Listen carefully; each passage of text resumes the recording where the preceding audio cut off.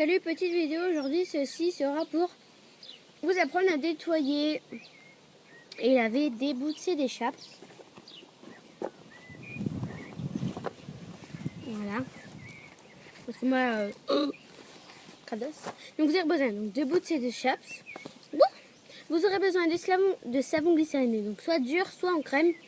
Moi, c'est en crème. Comme ça. Voilà. Vous aurez besoin de graisse à cuire.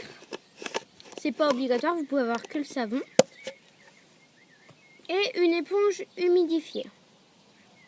Alors, vous prenez donc la boute, vous prenez le savon, vous allez en mettre une noisette sur l'éponge. Putain, excusez-moi.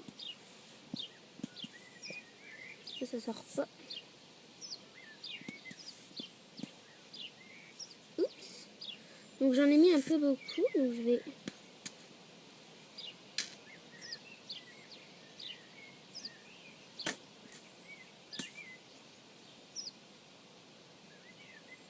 Voilà. Donc du savon. Et vous allez tout simplement frotter .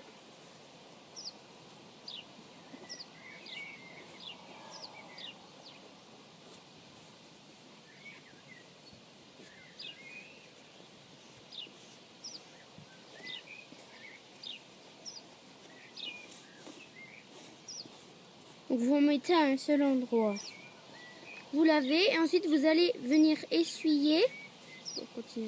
Et vous allez venir essuyer vu que l'éponge est mouillée. On essuie. On essuie bien. Oh, arrête. Désolée, c'est mon chien qui fait du bruit.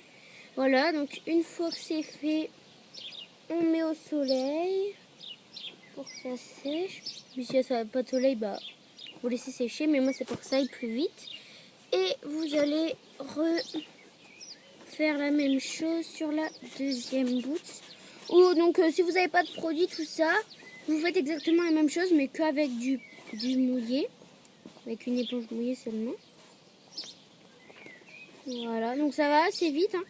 Et c'est surtout quand vous faites des concours, vous passez vos galops, tout ça. Moi, je vais passer un galop, donc du coup, j'en profite pour les nettoyer. Donc du coup, je vous fais une vidéo. Voilà, on laisse au soleil, donc là, c'est bientôt sec. Donc ensuite, on fait de même pour les chaps. Alors les chaps, il faut éviter, on fait une seule fois. En sachant que moi, c'est pas du cuir, donc je vais en mettre mes noisettes. Enfin, je laisse ce qu'il y a vraiment pour dire les nettoyer un peu quand même. Mais pour les chaps en cuir, surtout, vous évitez, en fait. Parce que... Voilà, donc après, l'élastique est très sale, mais on s'en fout vu que c'est sous la chaussure.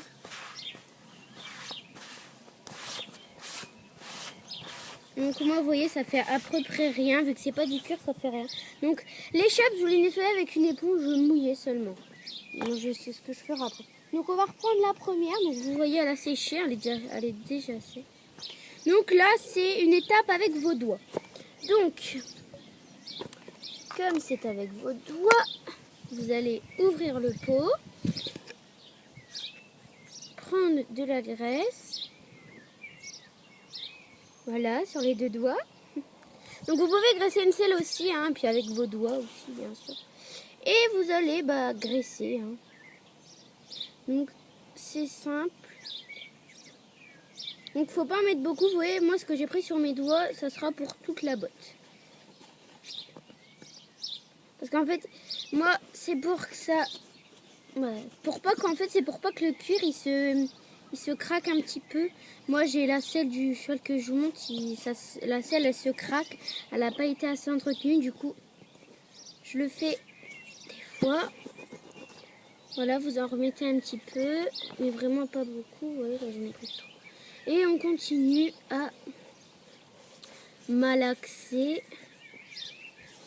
Voilà, donc vous voyez qu'elle brille bien ma chaussure au soleil par exemple. Voilà, ça fait. Donc j'ai pas trop besoin de vous montrer, mais c'est pour vous dire comment on fait. Donc voilà, donc vous allez reprendre un petit peu.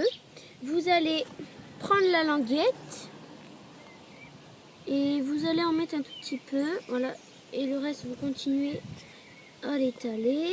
Voilà. Ensuite pour la languette, donc c'est très simple. C'est la même chose sauf qu'il faut bien écarter tout et bien remonter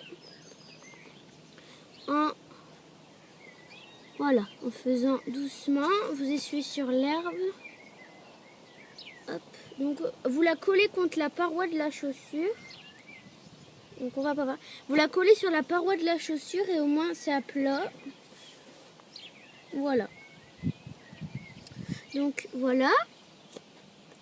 Donc comme vous voyez, le derrière de ma botte n'est pas fini. Donc je vais continuer. Bon, la vidéo va durer 3 plombes, mais c'est pas grave.